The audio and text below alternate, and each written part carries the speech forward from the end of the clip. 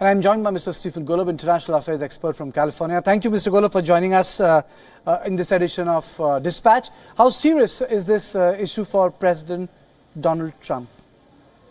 Thanks for having me. This is extremely serious. This is potentially historically serious. It puts Donald Trump in considerable legal and perhaps even more political jeopardy. The person, Michael Cohen, who pled guilty to multiple charges of arranging illegal campaign contributions that in turn arguably tipped the election in Donald Trump's favor. That is, he won the election maybe because of this illegal activity.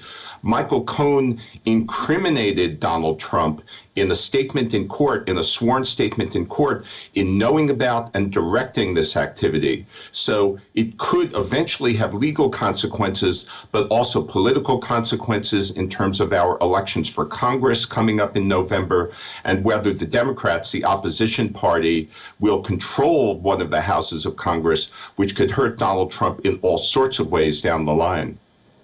Does it open the door for impeachment? Is that within the realm of possibility if the shape of the Congress changes in the near future? Yes, exactly. It opens the door wider for impeachment. If the Democrats win the House, which is now slightly more likely because of these developments and has been looking likely regardless of these developments, then there's a very good chance that they will move to impeach Donald Trump.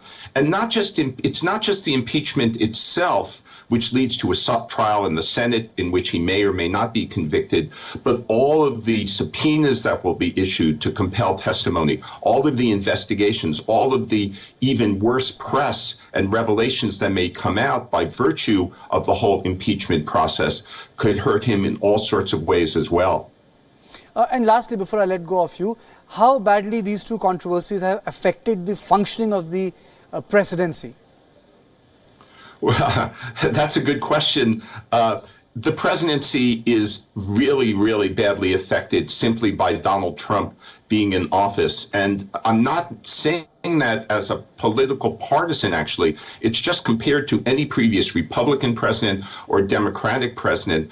Donald Trump's presidency has been so full of egregious statements and actions that go beyond what any president has previously done, and so full of scandals, so many top officials, not just indicted, but convicted or pleading guilty to various criminal transgressions, that this is really unique. So these recent activities, what has just occurred in terms of one top aide pleading guilty, another one being convicted on Monday over here, are significant. They add to the dysfunction in the Trump administration, but that dysfunction was already historically bad already.